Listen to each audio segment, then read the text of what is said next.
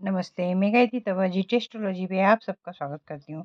आज का हमारा विषय है विदेश जाके रहना या विदेश में रहना। ऐसा कई लोग के क्वेश्चन आते हैं कि हम विदेश में रहेंगे या देश में रहेंगे। तो देखिए एक जो मतलब बिना पत्रिका देखे ऐसे तो आपको पत्रिका का विश्लेषण करवाना चाहिए, पर एक जो मोटा-मोटी होती है वो मैं आपको इसमें बता रही हूँ, कि है ना क्या चीज़ होती है जिसकी वजह से आपको अब देखिए यहाँ पे मैंने आपको यहाँ हाउस की गिनती बताई 1st, 2nd, 3rd, 4th, 5th, 6th, 7th, 8th, 9th, 10th, 11th, 12th house की गिनती ऐसी ही होगी चाहे यहाँ पे नंबर कुछ भी लिखा हो। अब देखिए यहाँ से लेके 12 हाउस तक आपके सब में चंद्रमा रहेगा, ठीक है? ऐसा करके यहाँ मैंने चंद्रमा लिखा नहीं है पर चूँकि यहाँ पे भी चंद्रमा आपको बता रहा है। अब देखिए अगर आपका मतलब विदेश विदेश जाने का है, ठीक है? और आपको देश में रहना मतलब आप देश में रहोगे विदेश में। अगर देश में रहना है आपको तो आपके लिए क्या चीज़ होती है? अगर आपका चंद्रमा 1 से लेकर 6th हाउस तक है, ठीक है? ऐसा करके तो आपको मतलब चाहे विदेश भी चले जाओ, पुनः लौट के अपने मातृभूमि में आपको आना पड़ेगा। ये पहले इसकी कंडीशन है। देखिए मैंने बताया 1 से लेके चंद्रमा अगर 6 में है, तो विदेश जाकर भी पुनः अपनी मातृभूमि पर आप आ जाएँगे, ऐसा करके, ठीक है? अब देखिए दूसरा आपका अगर चंद्र और केतु 4th हाउस में बैठा है, ऐसा करके, ठीक है? तो 4th हाउस किसका होता है? भूमि, भवन, वाहन, माता का होता है।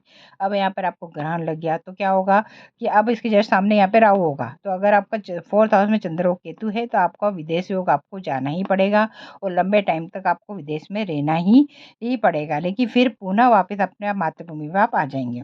ऐसा करके तो ना चंद्र केतु 4th हाउस में होगा तो विदेश जाएँगे पर पुनः मातृभूमि पर आ जाएँगे। ठीक है? 7 से लेके 12 में अगर आपका चंद्रमा है, ठीक है?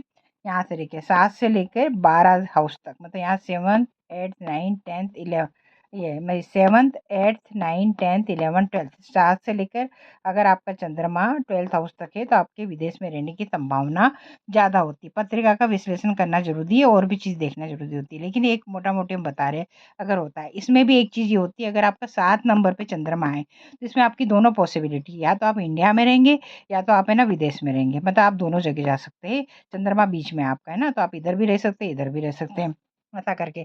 या मैंने कई बार जिसका 7 नंबर पे चंद्रमा होता है उनको विदेश जाने की इच्छा नहीं होती है, ये भी देखा है, ऐसा करके। अब देखिए छठे या 12वें हाउस में क्रूर ग्रह का होना, ठीक है? अब छठे और 12वें हाउस में देखिए यहाँ पे 1st, 2nd, 3rd, 4th, 5th, 6th छठे हाउस में क्या है?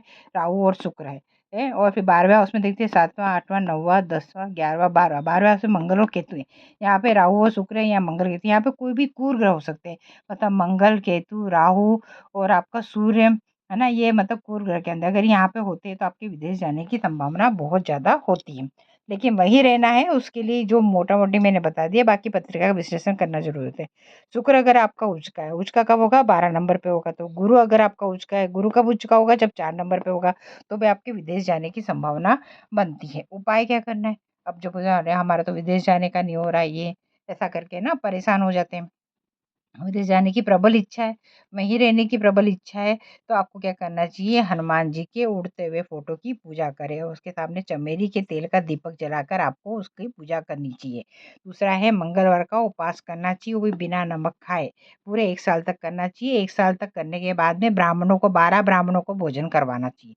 मंगलवार को गुड़, बतासे और बेसन के लड्डू हनुमान जी को या बूंदी के लड्डू हनुमान जी को चढ़ाने चाहिए, जिससे आपके विदेश जाने की या वहाँ रहने की प्रबल इच्छा पूरी हो जाएगी। धन्यवाद।